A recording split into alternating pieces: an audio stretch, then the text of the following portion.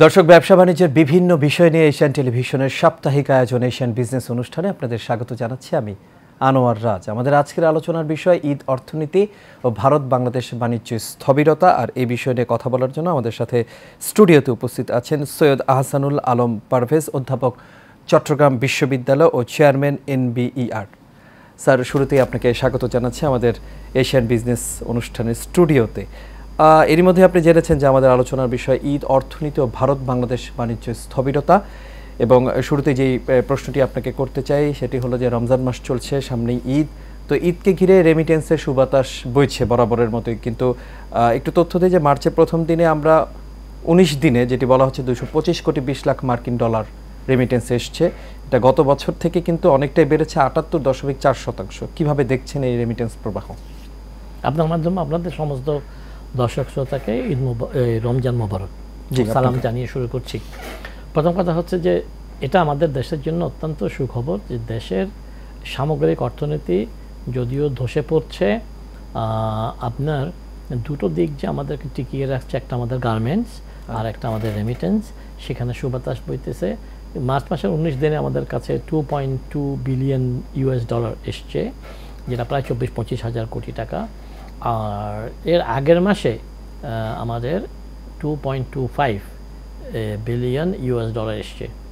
So এটা দিয়ে আমাদের আগে যেটা করা হতো ব্যালেন্স অফ পেমেন্ট, আমাদের যে ঋণপত্র, আমাদের ডলারের যে প্রয়োজন, এগুলো খরচ হতো।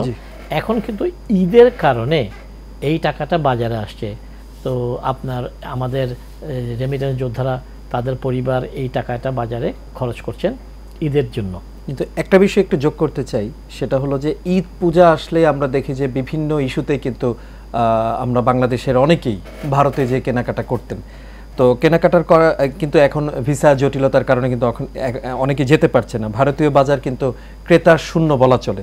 তো এক্ষেত্রে বাংলাদেশের ওপর বাণিজ্যে কোনো প্রভাব পড়ছে কিনা? খুবই গুরুত্বপূর্ণ প্রশ্ন। দেশবাসী খুশি হবেন জানলে যে আমাদের এখান থেকে, বাংলাদেশ থেকে আমাদের ঈদের মৌসুমে ঈদ কেন্দ্রিক ব্যয় বা ঈদের সময় বেচা কেনা হয় প্রায় 2.25 লক্ষ কোটি টাকা। তাহলে এবার ভারত থেকে কোনো পণ্য না আসলে বা আমরা না পেলে তাহলে আমাদেরকে কোনো ঘাটতি দেখা যাবে? আলবাত নো। কারণ প্রথম কথা হচ্ছে যে ভারত থেকে পণ্য না আসলে আমাদের যে ধরনের কিছু কিছু জিনিসের, ভারতীয় শাড়ি, ভারতীয় কামিজ, ভারতীয় আরও কিছু, এই সমস্ত যেরকম ঘাটতি দেখা যাবে, এগুলো ভিন্ন উৎস থেকে আসছে। আমার মা বোনরা সবাই জানে যে তারা এখন পাকিস্তানি কামিজ, মানে অনেক পণ্য অন্য উৎস থেকে আসছে এবং আমাদের দেশীয় ব্র্যান্ডগুলো কিন্তু আগেই আসতেছে। এটা দেশের জন্য সুবাতাস যে দেশীয় ব্র্যান্ডগুলো এখন আগের চাইতে বেশি গুরুত্ব পাচ্ছে, সক্রিয়। দুই যে জিনিসটা ভারত থেকে পণ্য আসছে না, এটা যেমন একটি বাস্তবতা। আমাদের কয়েক লক্ষ বাঙালি যাদের অনেক ইনকাম আছে, তো যারা যারা প্রত্যেক বছর ইন্ডিয়াতে গিয়ে হাজার হাজার কোটি টাকা শপিং করতো, তারা ভিসার কারণে যেতে পারছে না।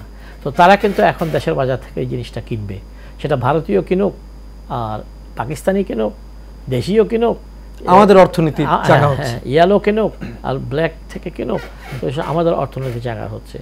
যার জন্য যেটা আমাদের ক্ষতিগ্রস্ত হচ্ছে, আপনি বাজারে জিজ্ঞেস করলে কেউ কেউ বলবে যে ব্যবসা বাণিজ্য খুব খারাপ।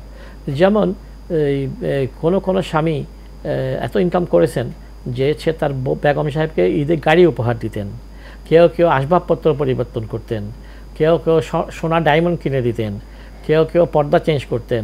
তাহলে এই সমস্ত আইটেমগুলো কিন্তু ওদের ব্যবসায়ীদের কিন্তু ক্ষতি হবে, তাদের বেচাকেনা অনেক কম হবে। তো বিলাসবহুল বলেন বা যেটা বলেন, এখন যেই জিনিসগুলো আপনার রিনিউ করতে হয়, রিনিউয়েবল কনজিউমার আইটেম, যেমন সবাই চেষ্টা করে একটা নতুন শার্ট কিনবে, নতুন টাই কিনবে, নতুন জুতা কিনবে, নতুন স্যান্ডেল কিনবে, স্ত্রীর শাড়ি কিনবে, বাচ্চারা যা চায় তা কিনবে। তো ওটা তো আপনার অব্যাহত থাকবে, বাড়তি খরচের ব্যাপারে ঈদ কেন্দ্রিক ব্যয় করতে মানুষ ভয় পাচ্ছে, কারণ মানুষ মুদ্রাস্ফীতির চাপে আছে। তারা জানে যে এর পরেও গিয়ে আবার জিনিসপত্রের দাম যদি বাড়ে, তাহলে তাদেরকে দামি জিনিস কেনার চাইতে, অদরকারি জিনিস কেনার চাইতে যে জিনিসগুলো নিত্য সেই জিনিসের জন্য তারা সঞ্চয় রাখছেন এবং সঞ্চয় ভাঙছেন না। তাহলে মোটা দাগে আমি যেটা বলতে চাই যে দেশের ঈদের সময় যে বাণিজ্য হয় বাংলাদেশের ভিতরে সেটা মোটামুটি ঠিক থাকবে। যেটা ঘাটতি হতে পারত সেটা আমাদের ওয়েজ আর্নাররা, আমাদের ডলার আর্নিং ভাইরা, তাদের যে টাকাটা আসতেছে সেটা সেই আর্থিক সঞ্চালনকে গতি বাড়িয়ে দেবে। রেমিটেন্সের কথা যেটা আপনি বলেছেন। জি অবশ্যই। আরেকটা প্রশ্ন আপনাকে আমি করতে চাই, প্রশ্নটি রেখে আমি বিরতিতে যাব। সেটি হলো যে ঈদ উল ফিতরকে কেন্দ্র করে দেশে বাণিজ্য হয় কম বেশি, আপনি যেটি বললেন 2 লাখ কোটি টাকা, কিন্তু এই যে রাজনৈতিক যে পট পরিবর্তন, এটির প্রভাব আসলে কতটুকু পড়বে আমাদের অর্থনীতিতে? এই বিষয় তো ঈদ অর্থনীতি, ভারত বাংলাদেশ বাণিজ্য স্থবিরতা, এবং আমি প্রশ্ন রেখে গিয়েছিলাম যে ঈদ উল ফিতরকে কেন্দ্র করে বাণিজ্য কম বেশি 2 লাখ কোটি টাকার হয়, তবে রাজনৈতিক যে পট পরিবর্তন, এই পট পরিবর্তনের কারণে এবারের ঈদটা কি অন্যরকম হতে যাচ্ছে কিনা, আপনি কিভাবে দেখছেন? প্রথম কথা এটা বলে রাখা ভালো, যেহেতু আমি অর্থনীতির ছাত্র, তো ভারত বাংলাদেশের সম্পর্ক শিথিলতা বা ভারত থেকে আমাদের বাণিজ্যটা বন্ধ হয়ে যাওয়া, এটা টোটালি দুই দেশের রাজনৈতিক সিদ্ধান্ত, এটা কোনো ইকোনমিক সিদ্ধান্ত না। It's a political decision.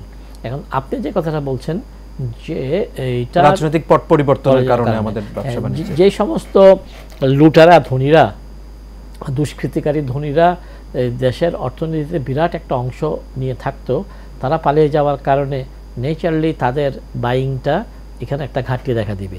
কিন্তু আমি এটাও দেশবাসীকে বলতে চাই, এটা সরাসরি কোনো এফেক্ট হবে না, কিন্তু অলিগার্করা, ওই সমস্ত লোকরা, ওরা বাজার করতো থাইল্যান্ড, সিঙ্গাপুর, ইংল্যান্ডের ব্র্যান্ড স্যুট, ব্র্যান্ড জুতা, ব্র্যান্ড এটা, ওই ডাকাত চোর ডাকাতরা আপনারা যে সমস্ত কোট প্যান্ট শার্ট পরতো, একজন আমি সালমান এফ রহমানের বাসা থেকে একটা স্যান্ডেল লুট করে নিয়ে আসছিল আমাদের বাসার নিচে একজন ড্রাইভার, ওই যে বাসা যখন হোলি লুট হচ্ছিল জ্বালাই দিচ্ছিল, তখন দেখা গেল সে 1 খণ্ড নতুন জুতা পেয়েছে।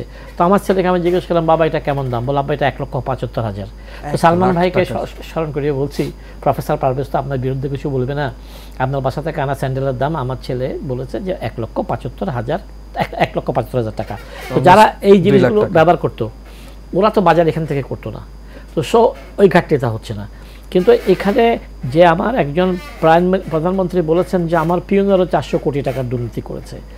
এখন সালমান এফ রহমান বলেন, অ্যাসালম বলেন, XYZ যাদেরকেই বলেন, তো ওদের তো এরকম পিওন দারোয়ান অসংখ্য, ব্যাংকের ম্যানেজার, ব্যাংকের কর্মকর্তা যারা এই চুরি ডাকাতিতে হেল্প করছে, তারাও তো পালিয়ে গেছে। শুধু তাদের একটা ঘাটতি এখন দেখা দেবে, কিন্তু আমি ঘাটতি দেখা দেবে না। আমি অত্যন্ত কঠিনভাবে বলতে চাই, এইটা আপনি স্ট্যাটিস্টিক্স আপনি দিয়েছেন, দেশের বর্তমান আমাদের জনতার বা আমাদের ছাত্রদের, আমাদের যে পট পরিবর্তন শব্দটা আপনি বলেছেন, যেই সরকার আছে সেই সরকার অতি জনপ্রিয় সরকার না হলেও, ইউনূস সাহেবের সরকার, এটা জনধিকৃত সরকার নয়। এটার উপরে অনেকের আস্থা আছে বলেই রেমিটেন্স যোদ্ধারা এই যে আপনাকে $2.2 বিলিয়ন পাঠিয়েছে 19 দিনে। তাই ইউনূস সাহেব নির্বাচিত কিনা, ইউনূস সাহেব পপুলার কিনা, আমি অর্থনীতিবিদের এইসব কাম নাই। আমার কাম আছে যে এদের উপর আস্থা রেখেই এত $1 বিলিয়ন আসতেছে।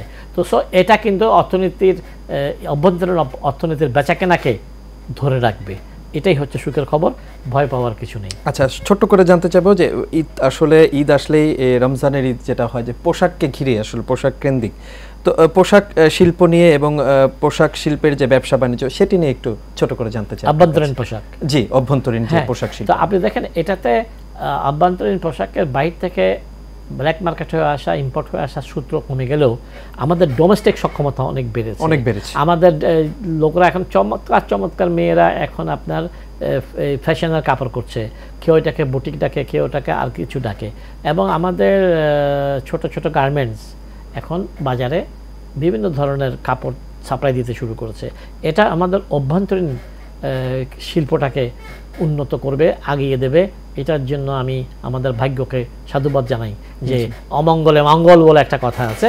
তো আমাদের আশেপাশের লোকজন যারা ভাবছে বাংলাদেশ থেকে যাবে, তাদেরকে বুঝতে হবে বাংলাদেশের ক্ষেত্রে অমঙ্গলে মঙ্গল হচ্ছে না। তো জি অবশ্যই, এবং যারা নাকি বাইরে গিয়ে কেনাকাটা করতো বিশাল একটা অংশ, তাদের কিছু কিছু হলো এখন দেশীয় পণ্যতে অভ্যস্ত হতেই হবে তাদেরকে, যেহেতু তারা এখন বাইরে যেতে পারছে না, ইন্ডিয়াতে যেতে পারছে না।